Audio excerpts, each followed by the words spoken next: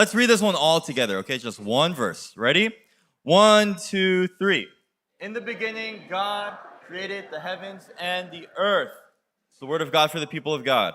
Thanks be to God. And today, we're just going to focus on the first 4 words. In the beginning, God. Let's say it together. 1, 2, 3. All right. According to Google AI, some of the most popular existential questions, if you're wondering what existential means, it's basically like existence, okay? So questions about existence are obviously about existence, okay? So why do we exist? And then, why? And then if we start to think about why we exist, then we naturally go to the question of, okay, then what is the meaning of life? What is my purpose for being here? And then what happens after this life? Like, is this really it? The the X amount of years I have on this earth, is this really it? Or is there something after? And then there's questions about authenticity. Am I living life the way that I'm supposed to be living it? Right? Am I getting the most meaning out of my life as I was meant to? And then where am I in the grand scheme of things? Does this little life of mine, does it really matter? Okay, when you start to ask these like huge questions, you immediately start to feel kind of small, right? What control do I really have? And so that's the last question is, what control do I really have? Do I really have any freedom? Am I really making free choices, or am I just some sort of pawn, right? Am I just sort of stuck in this bigger story, this bigger narrative, and I don't really have a real choice? Atheists, people who don't believe in God, will live their entire lives wondering about these things. They will live their entire lives struggling with these questions. Okay? And if we're human and we're not bots, then we've probably asked a lot of these questions too, right? Yeah? Wondered a lot of these questions, okay? Christians, we get the privilege of getting the answer to these questions in just the first 4 words of the Bible. Just the first 4 words. We get a lot of these answers in just the first 4 words. All right, atheists, for their whole lives, will have to wonder, how did something come from nothing? Right? And you could try to use as much, scientific method and academics, the things that you've learned. Like you could try to like exercise your brain as best as possible, but you'll still be left wondering, how did something come from nothing?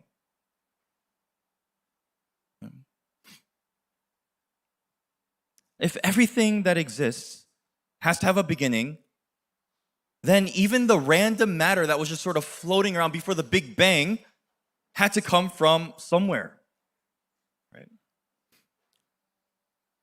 If we can look at a watch, does anyone have a watch? Okay, we got some watches in here. Okay, if you look at a watch, and you can if you open that watch up and you saw how intricate it is and how it's working and stuff, right? You would be stupid. Okay? You would be absolutely dumb. You say, oh, that just happened randomly. That just came together randomly. Okay, if it's easy to look at a watch and the way it's built and realize, okay, there had to be a designer, there was someone that put this watch together, and it doesn't matter how many billions of years there are, like this will never just come to being just because billions of years have passed. If it's easy enough for us to realize that with a watch, how much harder is it to believe that the complexity of not even just a whole human being, a whole creature, a whole animal, but just a single cell, a microscopic cell, came together randomly without a design? It just came together over time. Right? Think about how complex a modern city is. Okay, a lot of us, we take it for granted, right? We live these comfortable lives, and we just turn the water on as we wish, and we get to shower as long as we want, right? We get just endless hot water and things like, well, some people don't, right? But you just kind of use the water, and you use all these comfortable things in your life. But You guys realize, like, if I don't know, China or Russia or somebody just attacked us and they hacked the grid, right? And all the electricity would just shut off, gone. Most of us would just die. We would not be able to survive. But that's how much we take for granted the things that are just so easy for us, right? Everything is just spoon-fed for us. But that is because we've built these very complex modern cities, right? There's nuclear reactors that efficiently provide enough energy for everyone. We're not like third world countries where like all the lights will just go off randomly because there isn't enough energy that's being produced. Right? There's farms and factories and delivery systems to provide all the things that we need. We have the 5G towers and things and satellites that help us to communicate efficiently. There's transportation systems, right? You guys realize if sometimes like there's like a bad thunderstorm or something and like all the traffic lights go out and there's just chaos because there's bad drivers, right? There's people that don't know what to do. Okay, for those of you that just got your licenses, what do? The traffic lights go out. What are you supposed to do? You treat the intersection as what? There we go. Good boy. Good students, all right? Good students, all right?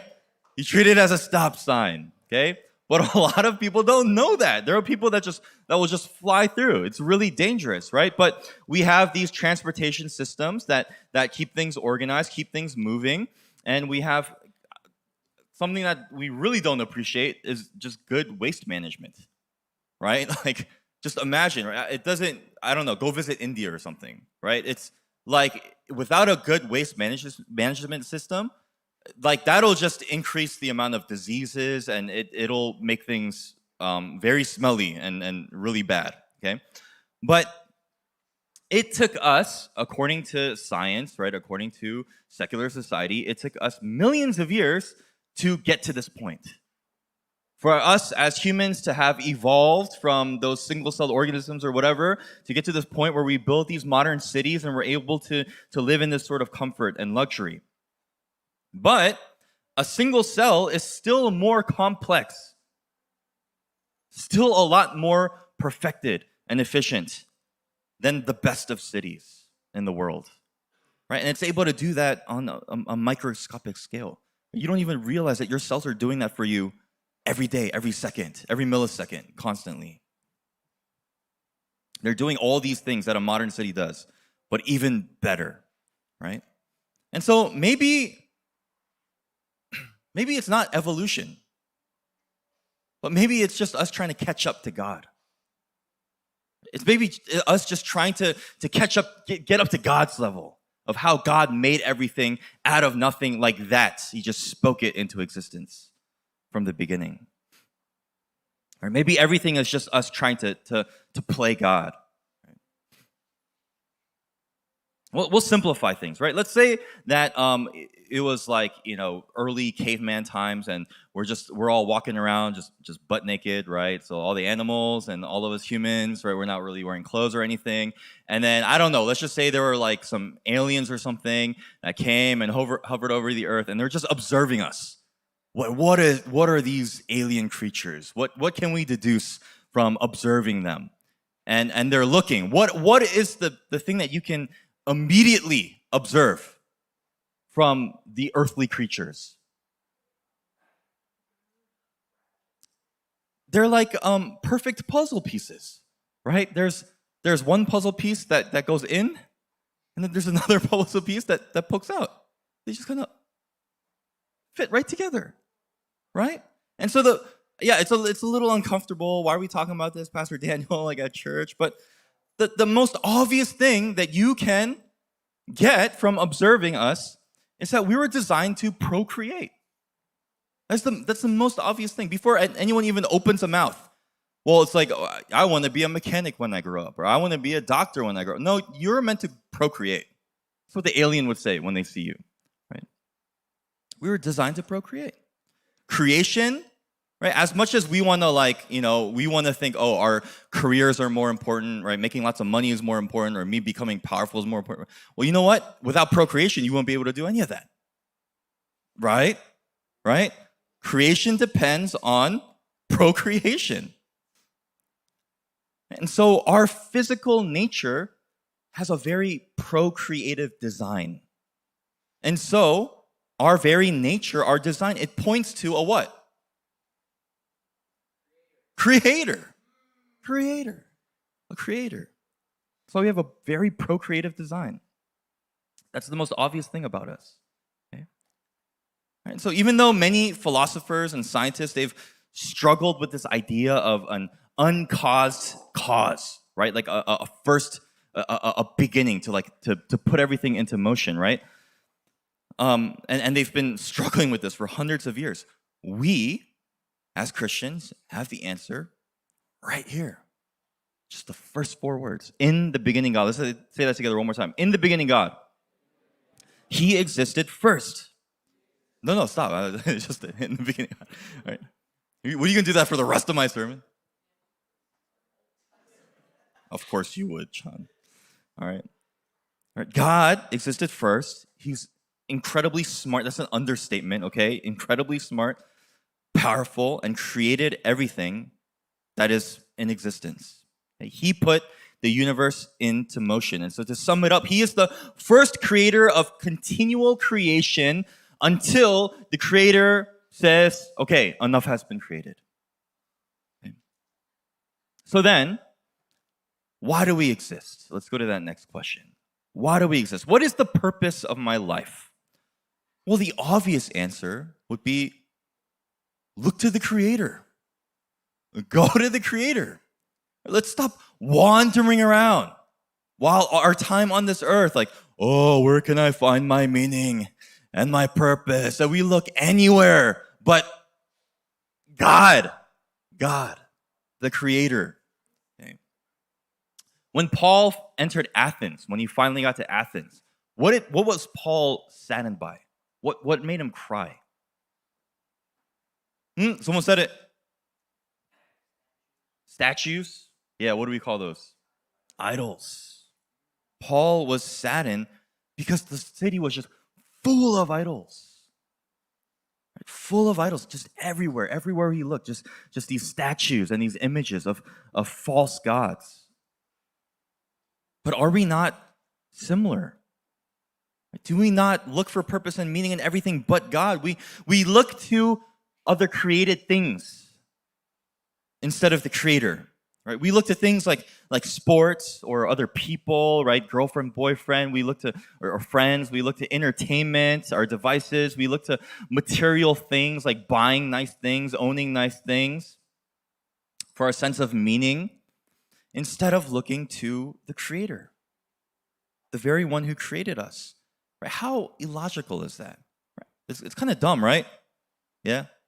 It's kind of dumb.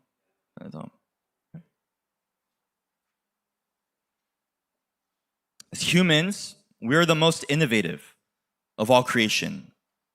We create things all the time to serve us, to enhance our lives, to make life a little bit more comfortable, right? To make life a little bit more easy for us, to make us feel good, to entertain us so that we could pass time. We create things all the time. But when it comes to God, we act as if we were created to run away from the Creator. Were we created to avoid the Creator? Were we created to, like Adam and Eve after their first sin, to hide in shame from the Creator? If we as humans create things all the time to have in our lives and to use and to cherish and to enhance our lives, then why with God is it all of a sudden different? You know, we act as if God created us and we're supposed to just go live all the way over there somewhere and ignore Him. But who creates like that? Why would anyone create with that sort of purpose? That would be completely illogical, right? We were created by God to serve Him and to enjoy relationship with Him. We were created by God initially to enjoy heaven with Him. And so what we're really doing when we're like wandering, what can give me meaning? If I just, hit the gym every day and I just bulk up, maybe then I'll be happy. You won't be. The standard keeps growing. It never stops. Right? Right? Never ends. You always got to bulk them, right, Alex? You got to keep bulking, right?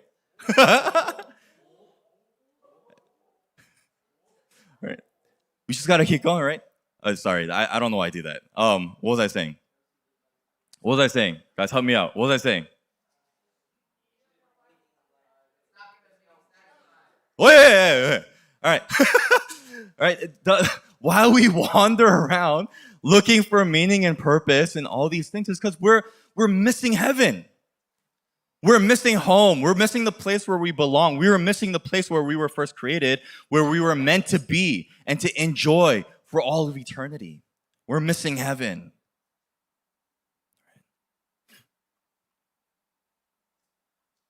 Jesus said very clearly, if you love me, obey my commands and remain in my love. This is what we were made for. And then that will lead to the next question of then what happens in the afterlife? Right? Where are we in the grand scheme of things? For those of us that make it to heaven, and I hope it's every single one of us, what are the first words we're going to hear from God? What?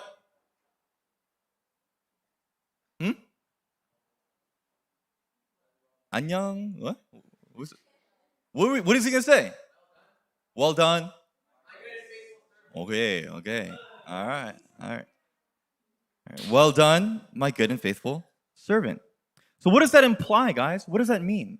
If that's what God is going to greet us with, what does that mean? Yeah. Do I just chill out, live my life passively? Is it biblical to be just a passive Christian? That implies that when I get to heaven, I was doing things to expand the kingdom of God while I was here.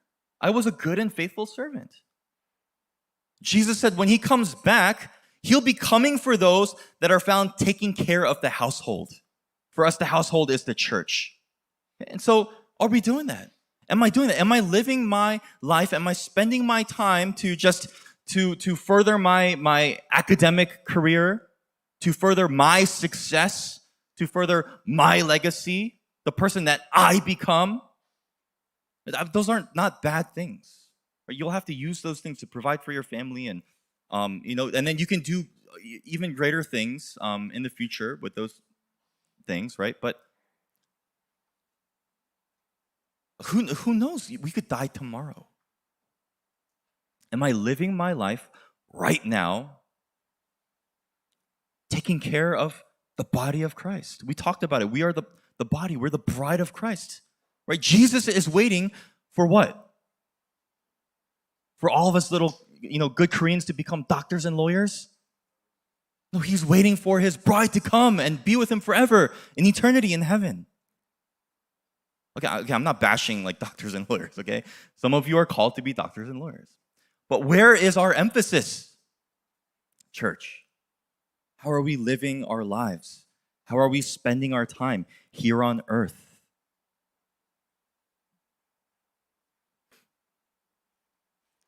Am I living in a way that it would make sense for me to hear those words when I get to heaven?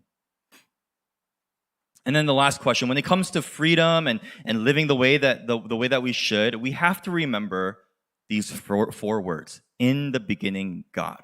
Okay, we talked about this last time, but fake freedom always leads to misery and chains, bondages. Right? Living life the way that I want to, following the desires of my flesh, it will always lead to addictions and just me being a miserable person.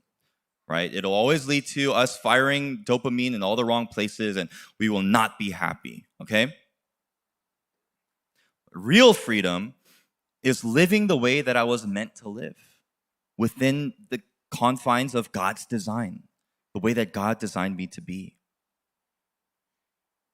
So to give you an example, right, when people ask you, one of you guys talked to me about this yesterday. I love these questions. I love having these conversations, and I invite you guys to ask these questions. But when people ask you, if like your friends at school ask you, how do you know that premarital sex is a bad thing?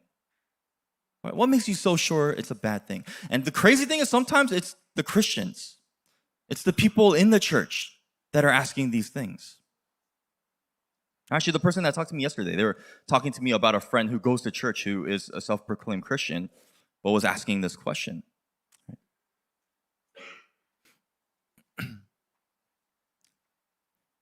you and I, well, not me anymore, I'm married.